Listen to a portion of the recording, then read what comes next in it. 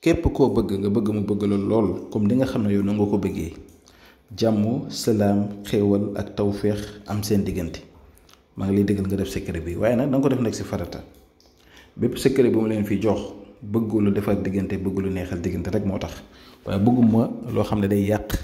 ndax man ma leen koy jox bëgg naa si am tuyaaba yi ma may déglu bu dee da ngaa nekk situation yooyu da nga am koo xam ne da nga ko bëgg sëy ak moom bëgg koo takk wala nga bëgg sëy ak moom si farata wala nga nekk si relation boo xam ne dafa naqadi nit ki war na la ginnaaw nga bëgg mu dellu si nga nekk si sëy bi naqadi lool moo xam ko góor ki wala ko jigéen ki defal lii incha allah ndax yàgg naa ko liggéeyal ay nit te gis naa si ay résultats yu yéeme kon du ma ko téye man kese damay ñëw ko séddoo ko ak yéen tam bu ngeen ko jotee ngeen partage ko ñëpp mën see jot ndax jamono juñ toll nii dañuy faral di jot ay message ay appels yu bari say am ay jafe-jafe diggante yi am ay jafe-jafe da ngay bëgg a takk nit mu xaw a yéex wala ay seytaane la raxasu si kon nag dafa leen ko si farate incha allah te di ngeen gis li mu leen wax ndax man mi leen koy jox xam naa bu baax a baax li ma leen di jox lan la ndax gis naa njëriñ gi mu am incha allah kon yéen tam bu ngeen ko defee yàlla si yàlla def njëriñ bu ngeen si jublu lu baax yàlla si yàlla def njëriñ ñi nga xam ne nag ñu ngi bëgg a def istixaar di seetlu seen mbir si wàllu diggante wala wàllu yoon wala wàllu tukki wala wàllu liggéey wala lu jëm si wàllu biddiw ndax ki ngay séel wala ki ngay bëggante ndax seen biddiw ànd na mu ngi ñu yónnee message si numéro boobu noonu 76 605 63 19 am na whatsapp incha allah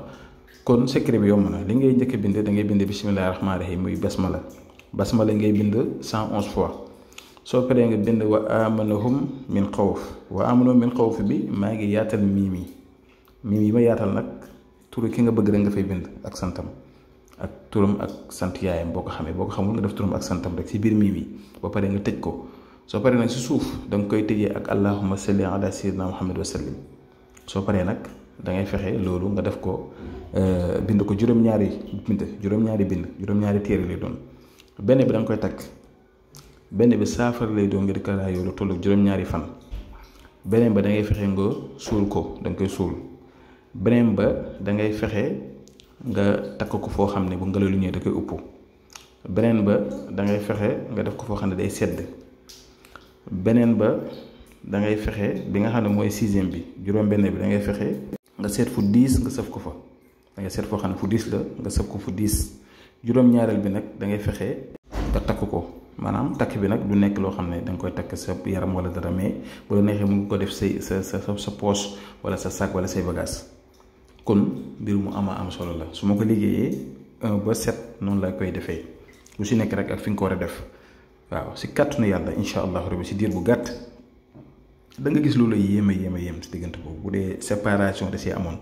da ngeen dellu si jàmm bu fekkee nit ki dafa la wan a ginnaaw dana dellu si bu fekkee ne nit ki da nga am mbëggal si moom te mbëggal bi des sa diggante ak moom mu des laa jublu dana la bëgg dana la faale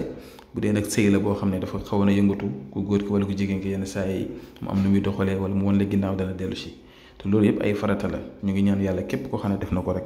ba xolam sedd si rek ñun tam yal na yàlla fay ñu si yoolu ndax loolu rek lañ ci wër nit ñi nekkul ne ku nekk nga mën a ñaanal ñii am na ñoo xam ne dañuy ñëw ñu leen di ñaanal am na ñoo xam ne itam amuñ moyen wala amuñ occasion pour mën leen ñaanal waaye yal na yàlla fajal leen seen aajo yëpp képp ku nekk soxla boo mënti am te nekkul luy mooy yàlla wala luy lor nit yal na yàlla fajal la ko kon tey lii laa leen indiloon ñu ngi yem fi ba suba jàmm incha allah asalaamaaleykum wa rahmatullahi wa barakatuhu